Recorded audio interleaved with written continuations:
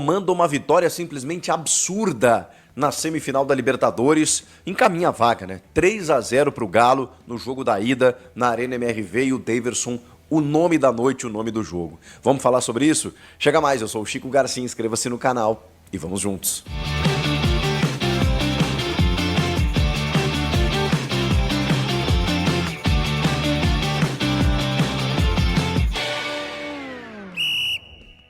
Que loucura, gente. O Deivinho, o Daverson, o menino maluquinho, depois de classificar o Galo diante do Fluminense com 2 gols na Arena MRV, agora chega nesse primeiro jogo da semifinal, contra o River Plate, que é sempre muito temido pelos brasileiros, que vai decidir a vaga no Monumental de Núñez, que tem a decisão da Libertadores marcada para o Monumental de Núñez, ou seja, todo o temor do futebol brasileiro, de que a Conmebol não queira ver tanta sequência de brasileiros, né, campeões de Libertadores, ainda mais uma final no Monumental, seria muito interessante para a entidade sul-americana que o River Plate fosse um dos representantes. Mas, cara, ela esqueceu de combinar, né, com o Atlético Mineiro, e especialmente com o Daverson.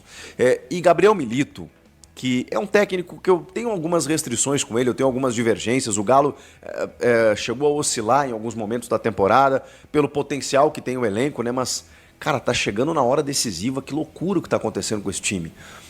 Porque assim, contra o Vasco da Gama nem jogou a pleno da sua capacidade, mas chegou na hora e resolveu, porque tem jogador para isso. E o Milito, ele tem uma característica que é muito diferenciada, assim, ele não mexe no time. Ele define um time titular, percebe que os caras estão bem, né? Imagino eu, e vai com eles até o final. Contra o Vasco aconteceu isso, e hoje, contra o River Plate, ele fez uma troca. Ele tem 5 à disposição, e o elenco dele é interessante. Ele fez uma troca, ele tira o Daverson com 36 minutos do segundo tempo para ser ovacionado pela Arena, e entra o volante Otávio, para dar aquela segurada depois de estar 3-0. Que coisa de louco. Mas ainda se imaginava que o Hulk e o Paulinho fossem os atacantes e que daqui a pouco ele pudesse dobrar ali pelo lado esquerdo o Arana e o Rubens, como ele fez contra o Vasco. Com o Scarpa sendo o ala pela direita, que eu acho que é uma invenção assim, muito interessante, e invenção aqui não é no sentido pejorativo, né? Normalmente a gente usa essa expressão no futebol para, o cara tá inventando. Nesse caso, não lembro do Scarpa jogar de ala pela direita. No Palmeiras chegou a fazer muitas vezes pela esquerda, quando o Abel Ferreira tentava acomodar os muitos meias que ele tinha para que o Veiga pudesse jogar junto do Scarpa, né? O Veiga jogava como ala esquerdo, como ala pela direita. É uma inventividade aí do Gabriel Milito.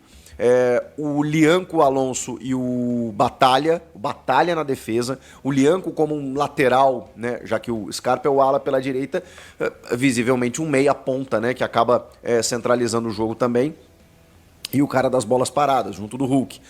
Mas aí ele tem o Lianco que sai pela direita e que fez um lançamento hoje no primeiro gol do Daverson, por exemplo. E aí no meio de campo, hoje ele escalou o Alan Franco e o Fausto Vera, e aí tem esse trio ofensivo aí com Hulk, Paulinho e Daverson.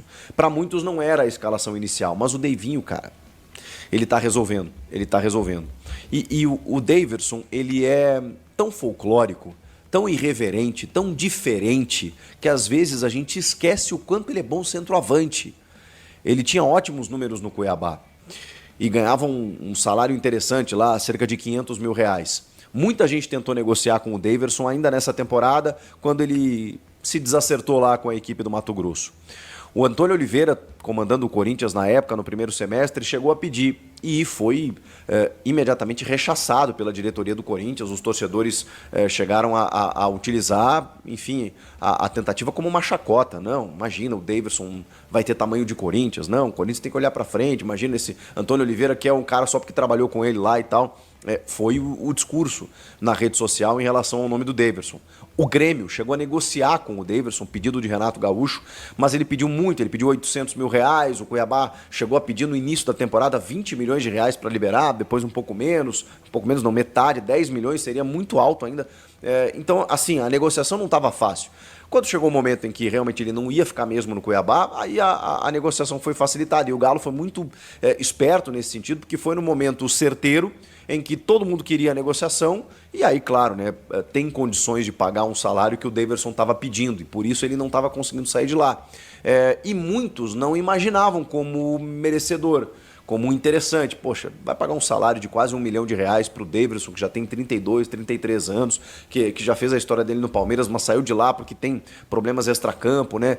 Não no sentido até de que normalmente acontece, né, de balada ou de indisciplina. Não, o Daverson, ele é um cara que ele fala demais muitas vezes, né? Ele se envolve em algumas polêmicas meio desnecessárias e tal. Ele é um cara que precisa de um puxão de orelha. O Filipão teve muito trabalho com ele em 2018, sempre fala isso. Mas, cara, ele resolve. Isso é o mais curioso. Quando a gente fala na Libertadores, por exemplo, de 2021, que, ok, tem o tropeço do Andréas Pereira lá, mas tem o gol do título. Ele deu uma Libertadores pro Palmeiras. O Daverson, e aí depois encerrou o ciclo e muitos jogadores foram passando ali, né? Houve uma renovação muito grande no elenco. Ele foi seguir a vida dele no Cuiabá, onde ele fez muitos gols no Cuiabá, fazendo o trabalho dele. E aí ele chega no Atlético Mineiro, que é sabidamente um dos poderosos hoje do futebol, com investimento, com estrutura. E para muitos, pô, o Atlético Mineiro que é com o Daverson, já tem o Hulk e o Paulinho, tem o Allan Kardec, por exemplo, no banco. Pois é, tá aí. Tá resolvendo. Jogo após jogo. Impressionante. O Daverson. No primeiro gol, o Lianco dá um lançamento, o Hulk ganha no corpo, na força, para muitos cometendo falta. Eu não vejo falta no lance. Eu não vejo ele fazer o Hulk, ele é pesado, forte, né? O cara vai meio mole na jogada, o Hulk ele faz o jogo de corpo dele, né? Aquela jamanta passando, uma busca por espaço. Não vejo o braço para tirar o cara da jogada, não vejo um encontrão, não vejo uma obstrução, não vejo. Eu vejo realmente tendo um contato, né? Ele buscando o espaço e a bola sobrou pro Daverson na frente do Armani, que driblou e fez o gol. E aí é que tá. O gol que o Daverson faz mesmo nessa bola é gol de quem sabe. Porque a bola cai no pé dele, ele tá na frente do goleiro, ele não se apavora. Ele dribla o goleiro e toca pro fundo da rede. Isso é centroavante. 9 de carteirinha. Ele já tinha feito um gol que tinha sido anulado pela arbitragem, por impedimento. E depois, no final do primeiro tempo, tem uma bola que rebate que, de novo, ele tá impedido e ele reclamando. Depois ele deu uma cavada num pênalti e tal. E aí, no final do primeiro tempo, ele arruma uma confusão ali com o Borja. Os dois foram contemporâneos de Palmeiras, né? O Borja jogava as Copas, isso. O Borja jogava as Copas e o Daverson jogava o Brasileirão. Chegou um momento ali que o Filipão mesclou, tipo, o Dudu jogava todos os jogos,